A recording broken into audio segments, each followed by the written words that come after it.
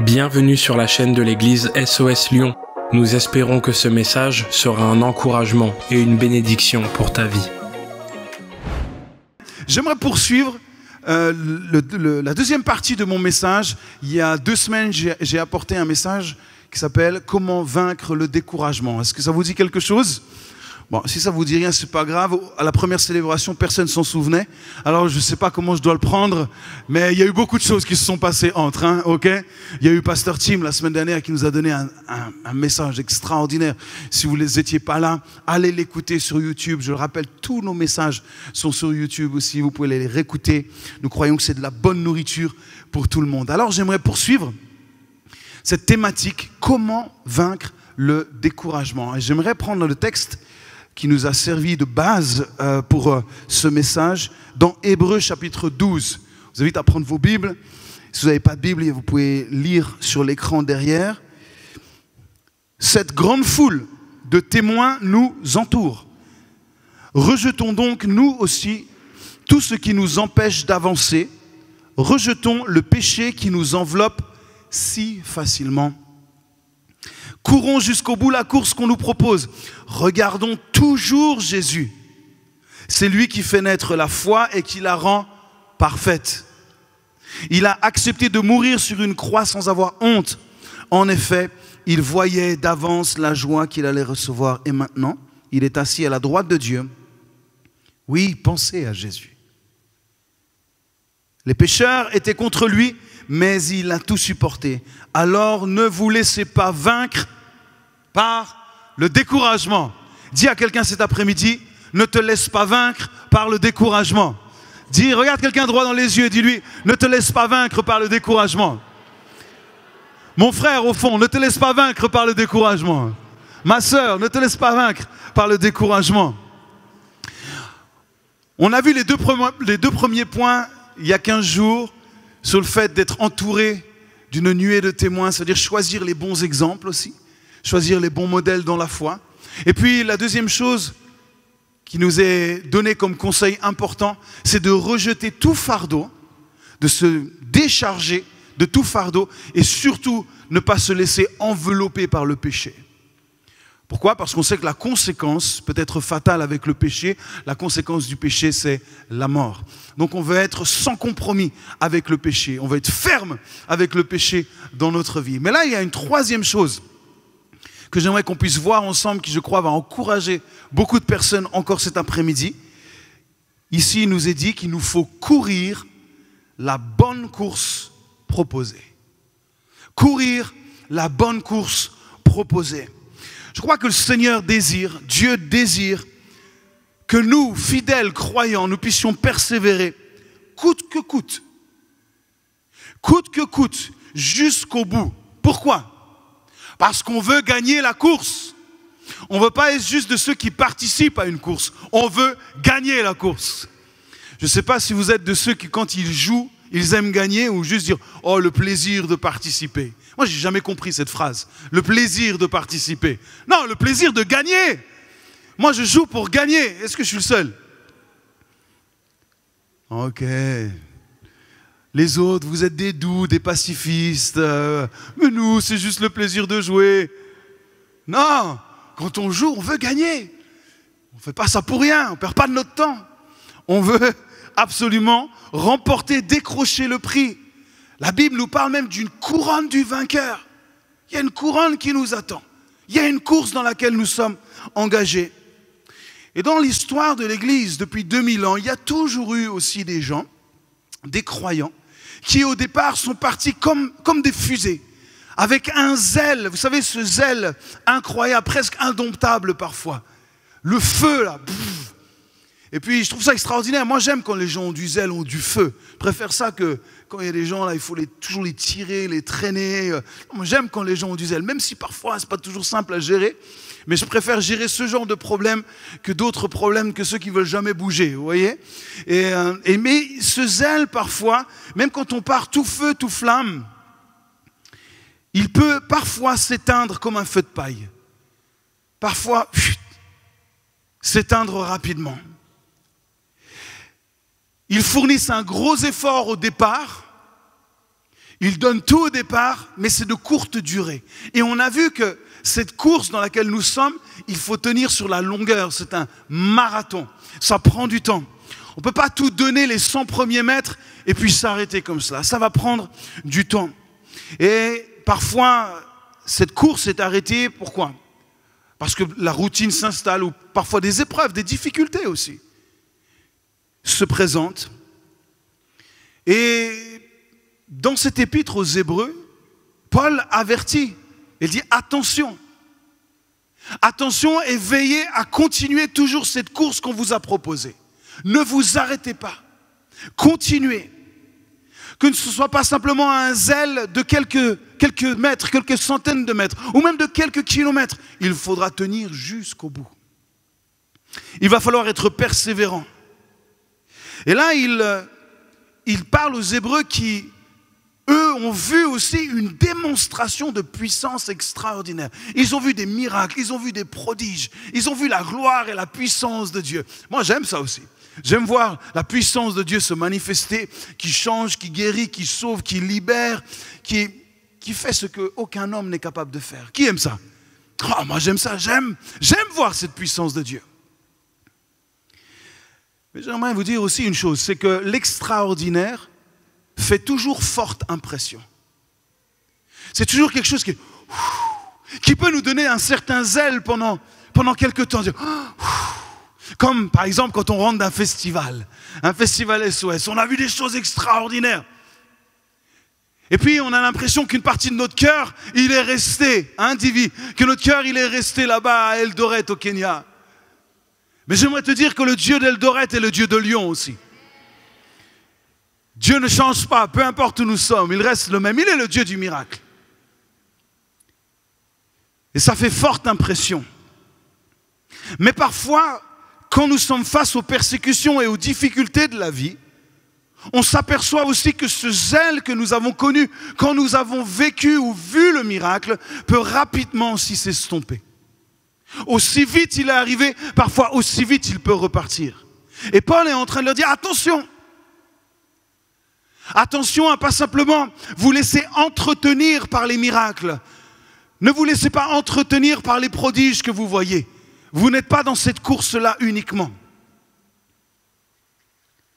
Pourquoi? Parce qu'il y aura des persécutions. Pourquoi? Parce qu'il y aura des difficultés. Et il faudra que votre enthousiasme soit éprouvé. Je ne sais pas où vous en êtes dans votre marche avec Dieu, dans votre course de la foi. Mais peut-être votre enthousiasme est éprouvé actuellement. Où en est votre enthousiasme? Votre joie de courir avec Dieu, de marcher pour lui. Dans 1 Corinthiens chapitre 1 verset 22, il est dit les Juifs demandent des miracles et les Grecs cherchent la sagesse. Et Paul dit mais nous prêchons Christ. Nous prêchons Christ crucifié. Scandale pour les Juifs, folie pour les païens, mais puissance de Dieu et sagesse de Dieu pour ceux qui sont appelés tant juifs que grecs. L'évangile, écoute bien cela aujourd'hui, l'évangile de Christ sera capable de renouveler ton zèle. L'évangile de Christ. Vous savez, on peut avoir la tentation de suivre Jésus pour ce qu'il fait, pour les miracles qu'il fait.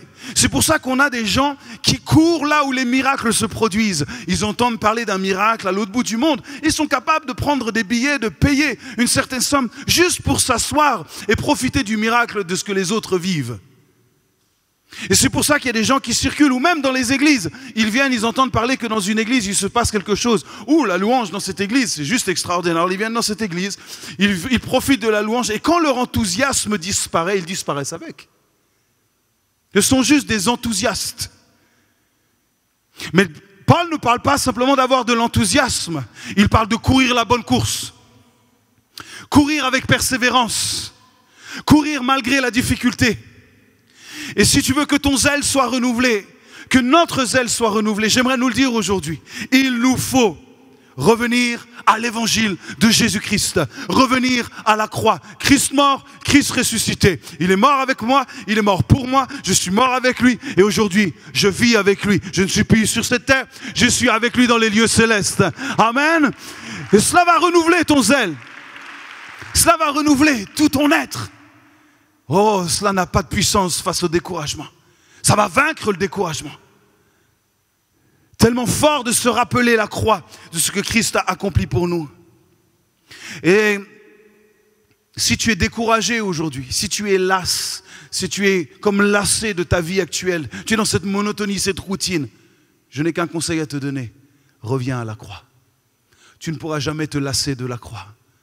Et si la croix ne te touche plus, alors tu as besoin de t'humilier à nouveau et de retourner et d'humilier ta vie face au plus grand des sacrifices que Jésus a fait pour nous. Tout commence là, au pied de la croix. Paul est en train d'avertir les Hébreux sur un danger. Et le danger, il s'appelle l'immobilisme. Rester immobile dans la foi. Alors oui, il y a des gens qui voyagent partout. Oh, ils sont mobiles. Ils sont partout. Mais leur foi personnelle, leur marche personnelle, leur course personnelle est immobile. Ils vont voir les exploits des autres, mais eux n'accomplissent pas d'exploits. Ils profitent des exploits des autres. Ils se réjouissent et profitent de l'atmosphère des exploits des autres, mais eux, malheureusement, ne connaissent pas la joie de connaître eux-mêmes le miraculeux dans leur vie, la puissance de Dieu dans leur vie. L'immobilisme. Et Paul avertit, pourquoi? Parce que certains hésitaient à arrêter de suivre Christ à cause des persécutions. Il dit non, non, non, n'arrêtez pas, n'arrête pas. Et j'aimerais te le dire aujourd'hui, j'aimerais vous le dire à tous, n'arrêtez pas votre course. Ne soyez pas immobile, même si c'est un petit pas, mets-le ce petit pas. Même si c'est juste l'intention d'y aller, mets-toi en route. Mets un pas après l'autre. Mais surtout, refuse d'être immobile. Vous savez, quand un explorateur part dans le grand froid, dans le grand nord, comme on dit, pour explorer et que là, il court un risque de mourir à cause du froid, il y a des choses importantes qu'il ne doit surtout pas faire.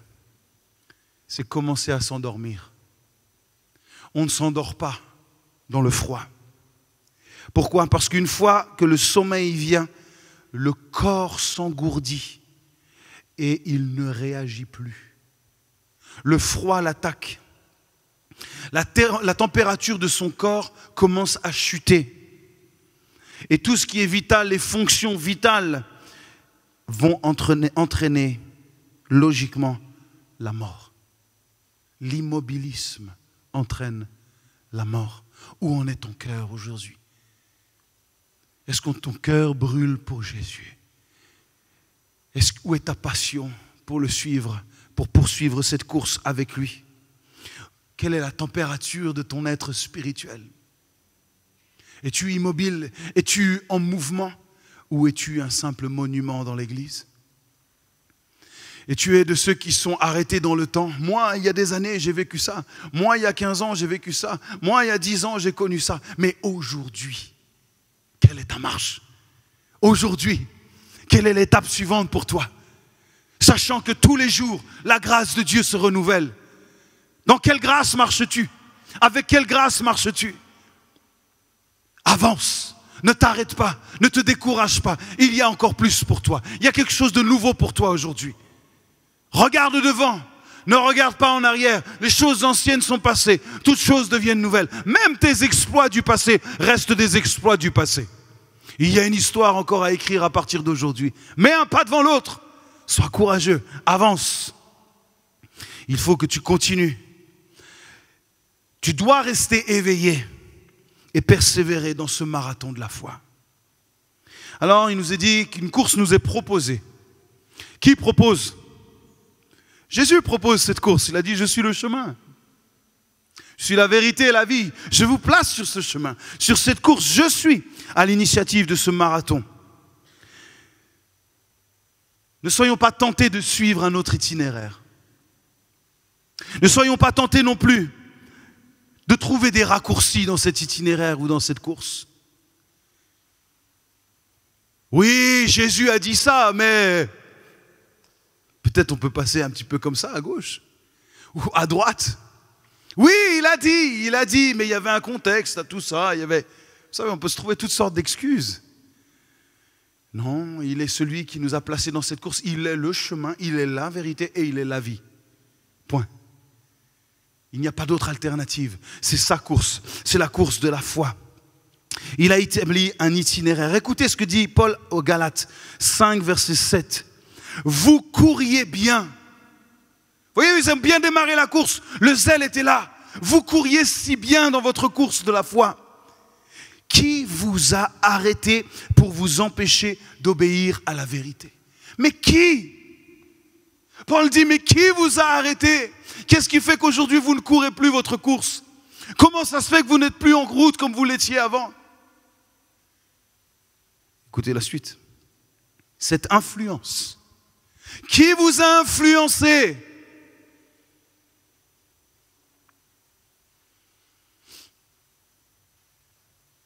Ne vient pas de celui qui vous appelle. Vous voyez, il n'y a qu'une seule influence dans notre vie, c'est Christ. Il doit être la seule influence. C'est le seul qui doit guider notre vie. C'est le seul qui doit guider notre pas. Sa parole doit être la seule ou le seul influenceur ou la seule influenceuse de notre vie.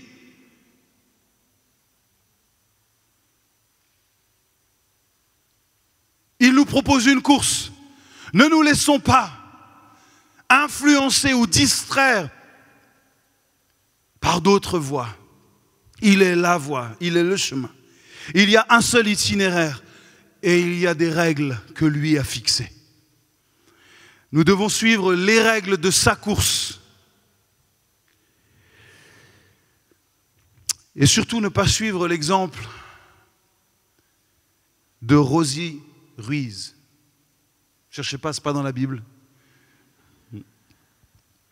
Rosie Ruiz. Qui a déjà entendu parler de Rosie Ruiz? Rosie Ruiz, en fait, elle s'inscrit au marathon de New York en 1979. Je dis, je vais faire la course. Elle s'inscrit, elle se place dans le peloton. Et puis, au bout de 30 minutes de course, elle décide de prendre le métro. Au bout de 30 minutes de course, elle prend le métro. Et puis, après quelques stations, elle se réinsère dans la foule. Et puis, elle va terminer la course. Et ce jour-là, elle va finir 11e. 11e en 2h56 minutes. Waouh! Quel exploit! Hein? Et puis, grâce à cette victoire, elle va être qualifiée pour un autre marathon, le marathon de Boston. Et puis là, elle va imaginer un autre stratagème. En louant, écoutez bien, elle va carrément louer une chambre d'hôtel près de la ligne d'arrivée. Pour être au plus près de cette ligne. Et puis, elle va décider de passer les barrières pour terminer la course. Sauf qu'elle ne remarque pas une chose. C'est que tous les autres participants, tout le monde est derrière elle. Et qu'elle n'a pas regardé véritablement le temps. Et qu'elle va arriver effectivement première de cette course. Mais dans un temps qui est tellement pas normal qu'elle va le jeter tout soupçon sur elle. Elle va arriver en 2h31 minutes. Dire, mais quel record! Mais finalement, on va remarquer toute l'escroquerie et toute la tricherie et la manipulation de cette femme. Et vous voyez, elle a une belle couronne, une belle médaille, mais tout ça est annulé parce qu'elle a triché. Elle a voulu faire selon ses règles. Alors oui, elle a franchi la ligne, mais il y a eu une justice. Et j'aimerais vous dire, au bout de notre marathon, il y aura une justice aussi. Et nous nous retrouverons aussi face à celui qui a lancé cette course. Et il nous posera la question, est-ce que tu as suivi les règles? Est-ce que tu as fait tout comme moi j'ai demandé à ce que ce soit fait? Est-ce que tu as voulu faire comme tu le voulais ou comme moi je désirais que tu fasses? Et nous aurons tous, un jour, nous aurons tous ce face à face avec notre Seigneur. avec Dieu. Et nous aurons aussi à rendre compte de ce que nous avons dit, fait et même pensé. La tricherie emmène une mauvaise couronne. Nous ne voulons pas être de ceux qui trichent. Nous voulons être de ceux qui ne se découragent pas parce que nous avons la foi que celui qui nous a placés dans cette course est celui qui va nous permettre de la terminer. C'est ça qui doit nous animer aujourd'hui. C'est cela qui nous donne du courage pour continuer et pas essayer de détourner, pas essayer d'éviter à droite et à gauche. Non, je continuerai, je m'accrocherai à cette grâce, je resterai ferme dans la parole, je suivrai cette parole. Elle est mon guide, elle est ma lumière, elle est mon roc et sur elle j'ai bâti ma vie et rien ni personne ne pourra m'enlever de ce chemin. Restons fermes dans la vérité et dans la grâce et nous achèverons cette course. 1 Jean chapitre 5 verset 3, car l'amour de Dieu consiste à garder ses commandements. Et ses commandements ne sont pas, comment? Ne sont pas? Comment? Ne sont pas? Pourquoi vous avez tant de mal à le dire? Ces commandements ne sont pas pénibles. La parole de Dieu n'est pas pénible. C'est pas dur, c'est pas difficile dans le sens où, oh là là, il faut encore faire ça. Oh là là, pourquoi il y a tant d'exigences? Non! Parce que nous sommes convaincus que celui qui a écrit ce livre, qui est sa parole, nous connaît parfaitement. Et tout ce qui a été écrit ici est le meilleur pour nous. Et non seulement est le meilleur, et il nous donne la capacité de pouvoir répondre aux exigences de ce livre. Oui, la vie chrétienne est exigeante. Oui, elle est exigeante, on le sait, on n'est pas là pour mentir. La vie chrétienne est exigeante. Elle est radicale, elle est radicalement opposée au péché. Il n'y a pas de flirt avec le péché. Ce n'est plus moi qui vis, c'est Christ qui vit en moi. Je suis mort avec Christ, je suis mort au péché avec Christ. Je n'ai plus rien à faire avec le péché. Je ne flirte pas avec cela. Donc il y a une exigence dans cette course. Mais les commandements ne sont pas pénibles. Parce que nous savons que Dieu nous aime. Nous sommes convaincus de son amour. Tout commence là. Et je m'adresse peut-être à certaines personnes aujourd'hui. Vous trouvez peut-être que c'est pénible. C'est parce que vous n'avez pas encore découvert la puissance de son amour. Oh, quand vous êtes face à son amour et qu'il a rempli vos cœurs et vos vies de son amour, qu'il a enlevé tout péché, toute culpabilité de votre cœur et de votre vie, vous n'avez qu'une envie, c'est de le suivre, c'est de l'aimer. Et ce qui vous semble difficile d'un regard humain, finalement par la grâce de Dieu devient possible. Oh, c'est extraordinaire. C'est ça, vivre le surnaturel. Sa volonté n'est pas pénible. Et j'aimerais vous le dire aujourd'hui, il n'y a pas de raccourci. N'essayez pas de prendre des raccourcis dans ce marathon, dans cette course divine. Il n'y a des raccourcis pour personne. Même Jésus lui-même a été tenté. En tout cas, l'ennemi, le diable, a cherché à lui proposer un raccourci. Donc ne croyez pas que vous allez être épargné dans votre course. Si l'ennemi peut vous faire croire qu'en prenant à droite, vous allez arriver au même endroit que si vous continuez tout droit,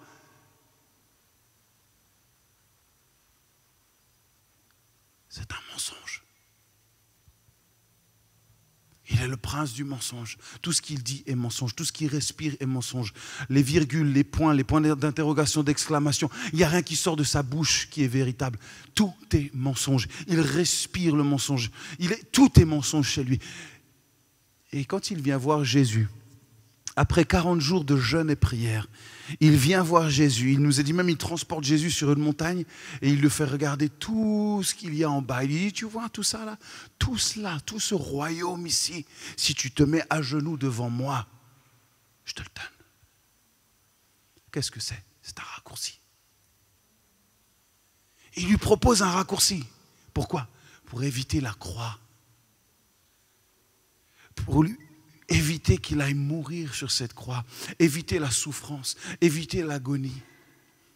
Il dit, je te le donne. Jésus n'a jamais contesté le fait que le diable, effectivement, était celui qui gère tout ça. Et il est encore le prince de ce monde. il est encore celui qui règne ici. Mais il a proposé un raccourci à Jésus pour éviter la souffrance. Et c'est la même stratégie qu'il utilise envers nous. C'est pas si grave. C'est ce qu'il a commencé à faire dans Genèse. C'est pas si grave, goûte ce fruit. Il a dit, mais goûte quand même. C'est un raccourci. Les amis, Jésus est le chemin. Il n'y en a pas d'autre. Pas de raccourci. Restons fidèles. Fidèles dans le temps. Jésus n'accepte pas le raccourci et le diable va finir par quoi? Par le laisser. Il va partir. Et qu'est-ce qui se passe juste après? Écoutez, c'est juste extraordinaire. Si vous connaissez ce texte-là. Le diable va partir et immédiatement, les anges vont venir servir Jésus. Waouh! J'imagine, là, ils lui ont préparé un festin de quoi se restaurer après 40 jours de jeûne et de prière. Ils lui ont préparé, ils sont venus le servir. Vous voyez, beaucoup de gens veulent vivre le surnaturel sans passer par l'épreuve avant. Ils veulent simplement profiter du surnaturel des autres, c'est-à-dire des épreuves des autres, et juste venir regarder ce que les autres vivent. Et ils cherchent en fait le surnaturel au lieu d'eux-mêmes vivre le surnaturel. De rester dans cette course qui va te faire vivre le surnaturel. Tu veux vivre la gloire de Dieu dans ta vie? Mets-toi en marche dans cette course de la foi. Lève tes yeux, regarde à Jésus, suis Jésus, aime sa parole, fais-lui confiance et tu vivras le surnaturel. C'est ce que Jésus veut faire avec toi aujourd'hui, avec chacun d'entre vous, avec quiconque croit, verra la gloire de Dieu. Quiconque dans ce lieu aujourd'hui choisit de croire, verra la gloire de Dieu dans sa propre vie. Ce que Satan projette pour nous détruire, Dieu le transforme pour notre bien. Ça peut être parfois la jalousie, l'opposition, la haine qui peuvent nous décourager. Ou toutes sortes d'autres situations que nous traversons. Mais j'aimerais vous dire que dans chacune de ces situations, Dieu vous donnera la force, la grâce nécessaire pour persévérer. Et c'est là que vous allez expérimenter la gloire de Dieu. Dire naturellement, j'aurais déjà abandonné. Mais parce que je dépends de Christ, malgré tout ce qui se passe actuellement, je traverse, j'avance et je ressortirai plus béni que je ne l'étais en entrant dans cette difficulté. C'est ce que Dieu est capable de faire. Comprends aussi que le diable s'acharne d'autant plus quand la percée spirituelle la plus grande est imminente. Peut-être tu traverses une situation. Peut-être il y a quelque chose qui dure dans ta vie. Il y a une situation difficile et tu persévères. Et j'aimerais te dire aujourd'hui, continue, persévère.